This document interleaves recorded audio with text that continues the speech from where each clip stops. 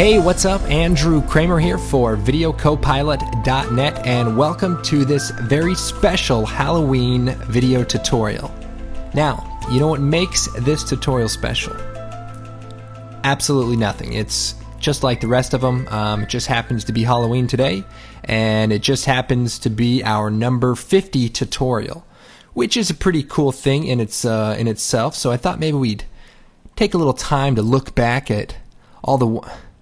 never mind, we don't really have time for that. Let's just go ahead and move on. What we're going to be creating is the look of bugs crawling underneath the skin. Now, here's what we're going to be doing, and I really love this shot because he doesn't seem that concerned, even though they're really crawling up his neck. But here's what we're going to be creating. Okay, so bugs crawling up the skin, and you can see we have some nice displacement here, and look at this face. That's a great face right there. And you know what? I think oh man, that is just pure terror. Okay, let's go and get started. What we're gonna do is take our face.mov and drop it onto a brand new comp, and we just have our raw footage, and then I'm gonna create a new null object, because the first thing we need to do is motion track our face. Now, we don't need to do the advanced motion tracking from the demon face melt tutorial. We just need to do a quick 2-point track. So select the layer. I'll choose, let's see, window, tracker, control. Now, if you can't find your tracker controls, check underneath your mattress. Sometimes when I lose things, they're in my mattress. So good place to start. So I'm going to click track motion, and we're going to track position and rotation. So let's pick a couple of points. So I'm going to kind of move in here. This looks like a good spot. We'll go ahead and just increase the search area and the track area, and we'll use his left nostril. And these are good places to track because I've already done this tutorial, and so I know exactly where to track. So I'm going to go ahead and analyze forward, and look at that. Okay, perfect track. Man, I sure picked those points good.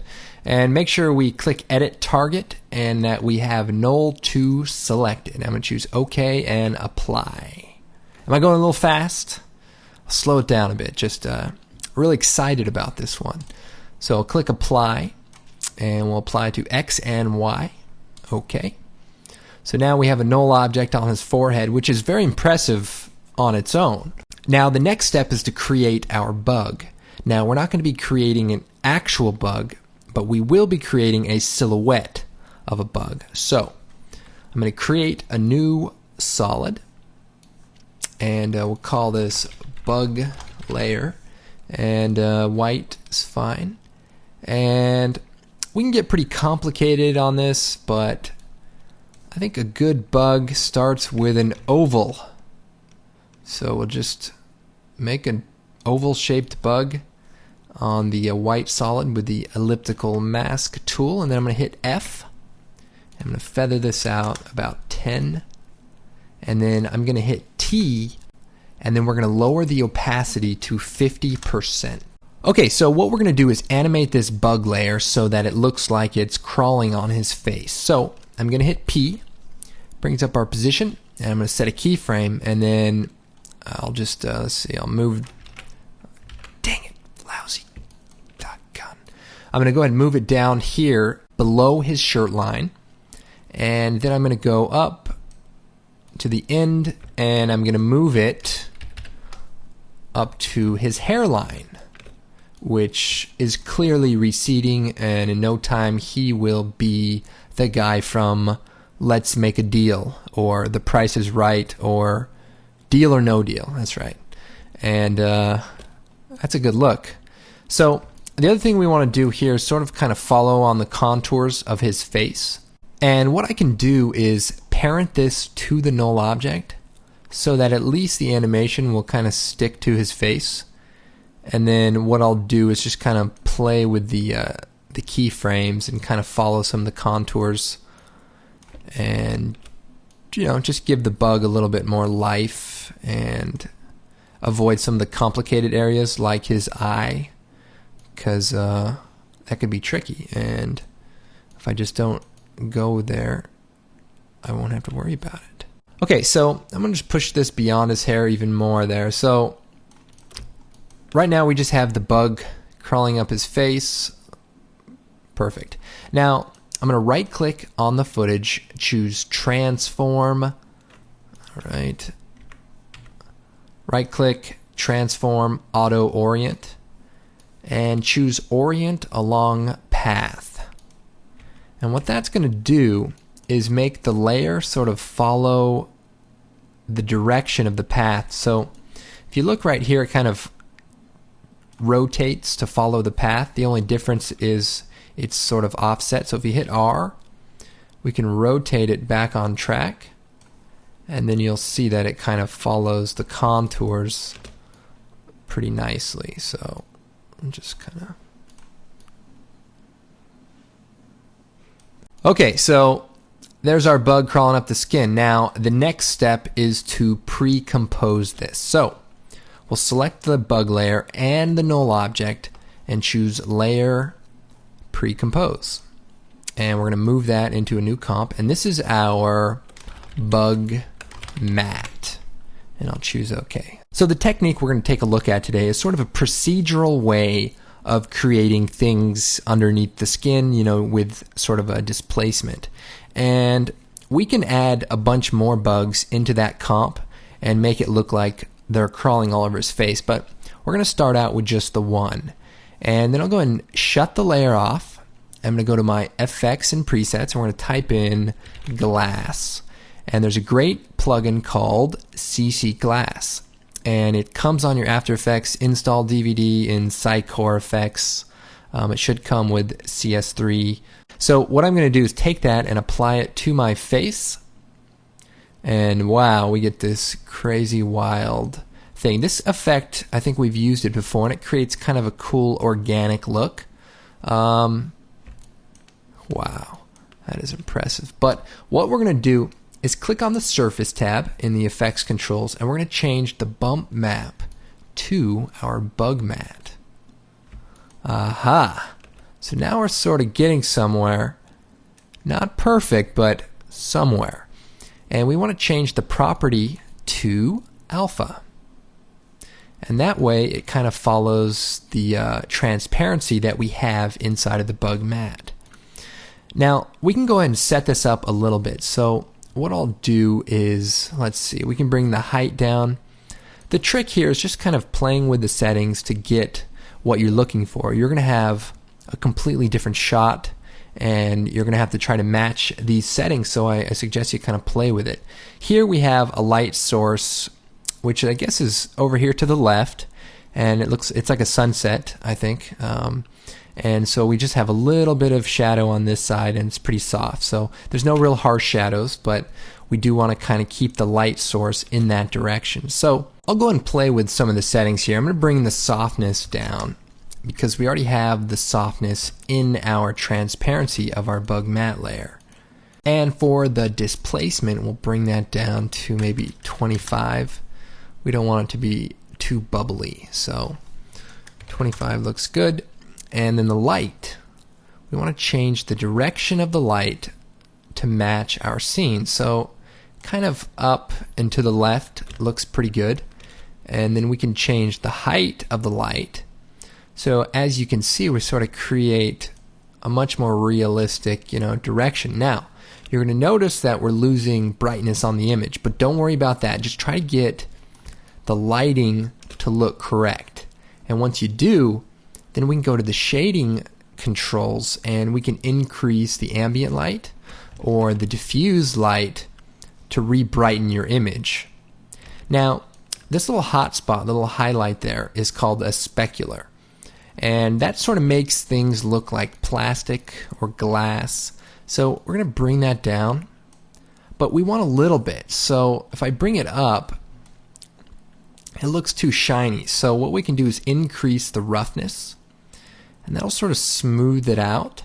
And then we can bring the specular down. And so that way we just create sort of a little bit of a highlight. Now I'm going to bring the height down just a little bit, and let's see.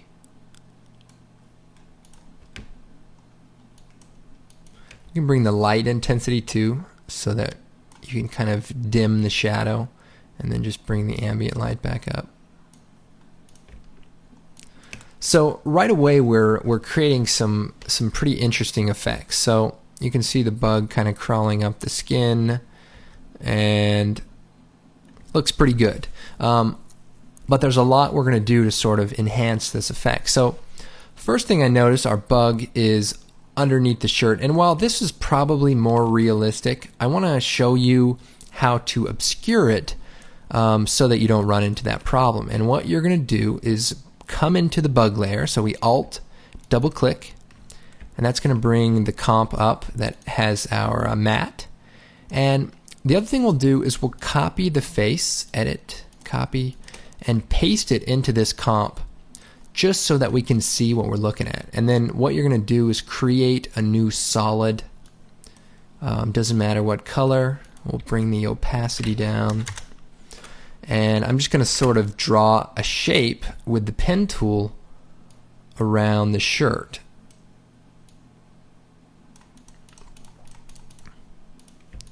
And then also around his hair.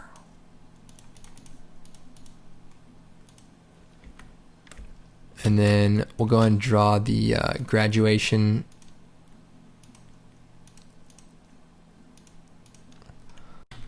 And maybe a horn, just for good measure. Okay, we don't really need to do all that, but basically you want to draw a shape around the area you want to obscure, and then we're going to parent it to the null, and so now that mask is going to sort of stay connected, and then change the transfer mode. Let's see, transfer mode to silhouette alpha. And what that does is cuts everything out underneath this layer. Let's see. So when that bug gets down here, you're going to see it sort of disappears. Now, the reason why this is such a powerful technique is because this layer moves, and you can't animate masks as well as you wish you could. And so what you sometimes want to use is a track matte instead. But by using the silhouette alpha, you don't have to track matte a bunch of layers together. And if you understand what that means, great. If not, don't worry about it. The bottom line is we can use this one layer to basically cut all of the pixels outside of the area that we don't want. Anyway, back to the face comp. So now you can see it sort of obscures itself, and you can feather these masks out as well. Let's see. If you make a lot of unnecessary masks, it's hard to see kind of which mask you want to focus on. So right here we sort of have what we're after. Now, like I said, there's some other advanced things we're going to do, and we should just jump right into them. So one thing is color correction. The shadow here is kind of gray, and the shadow here on a real person is sort of red, is sort of skin color. So we need to color correct our bump to sort of match that. So what we can do is create an adjustment layer, and then we're going to take our bug matte and duplicate it. Now the great thing about this is we're using the same composition for all of our effects, and so that if we change this composition, it will update for all of our effects. So what I'll do is take the adjustment layer and put it beneath the bug layer, and then I'll choose Effect, Color Correction, Curves, or better yet, Effect, Color Correction, Color Balance. So color balance allows us to change the color. Now, right now we're colorizing the entire thing with this adjustment layer. But if we set the track matte to the alpha matte of this layer, you can see that we're only color correcting that area now. One problem is this layer is semi-transparent. So what we'll do is choose Effect, Color Correction, Curves, and we'll go to the alpha channel and we'll boost it so that our color correction will be stronger and it'll work better. So I'll go ahead and reset it, and then we'll go and play with it. So our shadow should be more reddish, so we'll go to the red balance and maybe we'll increase that a little bit. You know, you just kind of want to go through and maybe play with some of the settings here.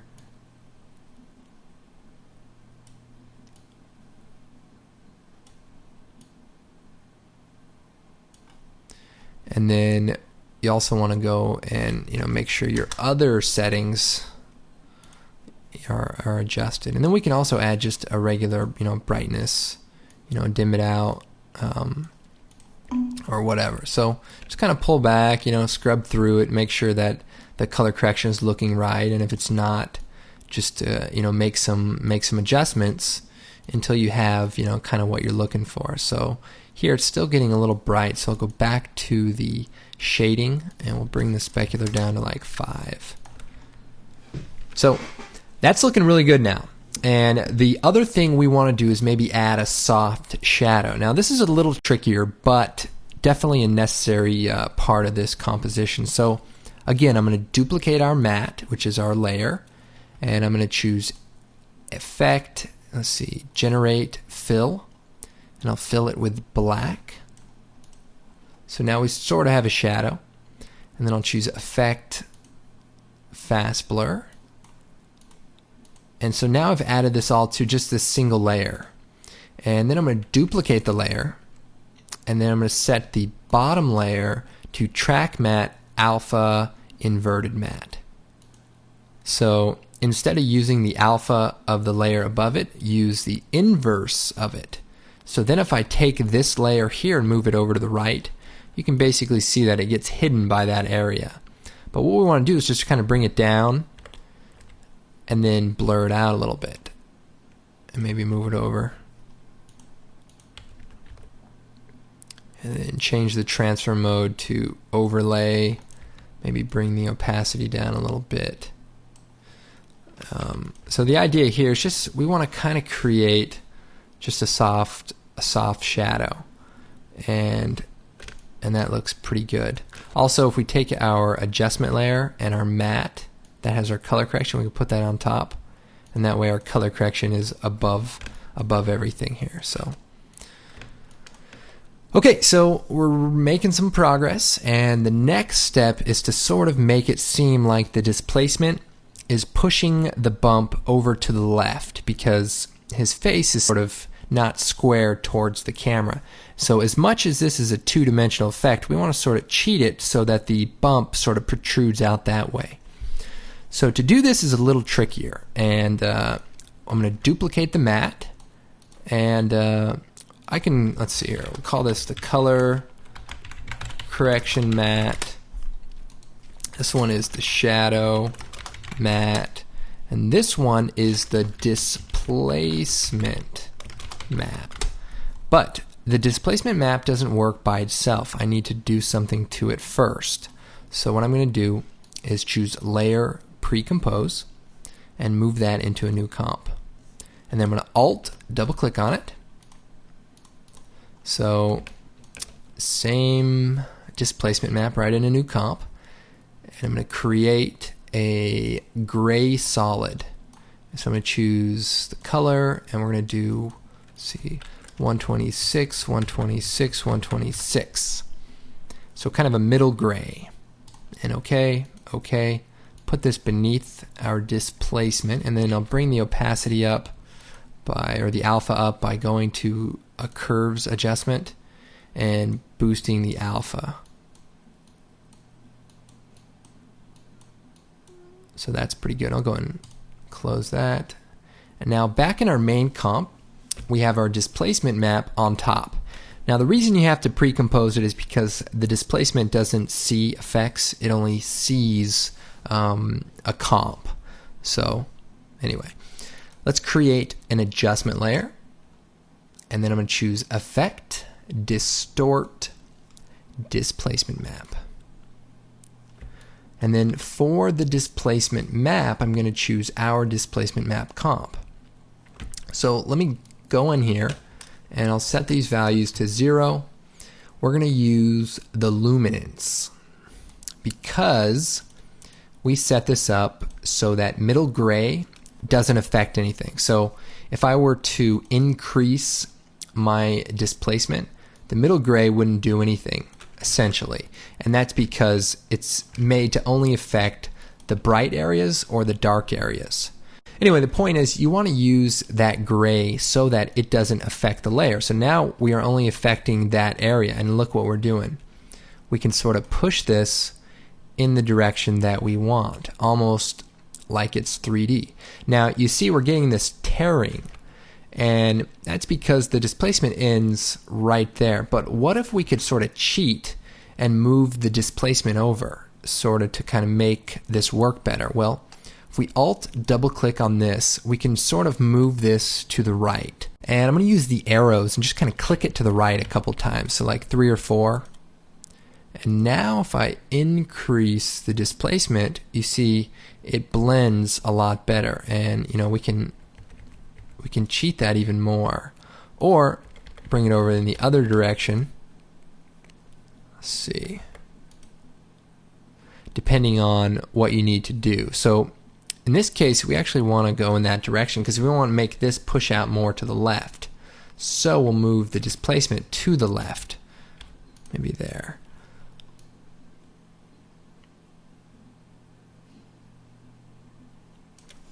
Now the other thing you want to do is just be careful. You don't want to do it too much, but that way it just kind of pushes it over. And the other thing is these bugs, maybe they're heavy, and so one thing I did was I kind of made them slouch downwards as if they were sort of like hanging on his skin. So kind of a negative value sort of creates that effect. And the more things you can do to make this effect better, the more realistic it's going to look. And so right there looks pretty good. Looks like he's got a jelly bean crawling up his skin. Perfect. Sam actually does acting. I don't know if you guys know that, but he's been on a few different shows. He's on the show 24. And before that, he actually did commercials for Claricel, which is an acne medication here, and very effective, obviously, because Sam's all cleared up. Okay, so as you can see, our bug is kind of crawling up the skin, and we can go and make more adjustments to that layer. So this is sort of the gist of this effect, and there's a lot of power in this effect. You don't have to do bugs. You could do worms. You could do veins, anything that's supposed to look like it's extruding off of the skin is things that you can do. And then all you need to do, so let's kind of look at this. We've used the same original matte for everything we've done, the color correction, the shadow, all that. So if I Alt double click on the bug matte, this layer, I can take my bug layer and duplicate it and say move it over. So if I hit P, if you set your mouse over a keyframe and then select the position parameter, you can move stuff, and then you won't have to redo all the animations. So I'm just going to kind of offset some of these bugs, and you can add a wiggle expression, but you can animate them yourself. But this is the idea. You could basically change that displacement map comp, put whatever you want in here, and it'll automatically update in your final comp, and everything's all tracked in and everything works well. So here's kind of a good example of why that displacement map is good, because you see that kind of makes it seem like it goes over his hair, which makes it seem more three-dimensional. Anyway, I hope you guys found this tutorial useful, and I didn't mean to take it on to so many steps, but I really wanted to show you some cool compositing tricks. And hope you guys have fun with this technique, and we will see you next time. And of course, be sure to check out the blog. We have a lot of great information. There's a great photo of me dressed up as Indiana Jones. Can't go wrong there. We got information about new products and all that good stuff. And speaking of products, be sure to check out the product page and say thanks by picking up a great DVD. And, we really appreciate it. It really helps us do our thing. So Take care, everyone, and happy Halloween or happy Costume Day to those of you who are not corrupted by Western civilization. Okay, guys, we'll see you next time. I'm Andrew Kramer for VideoCopilot.net.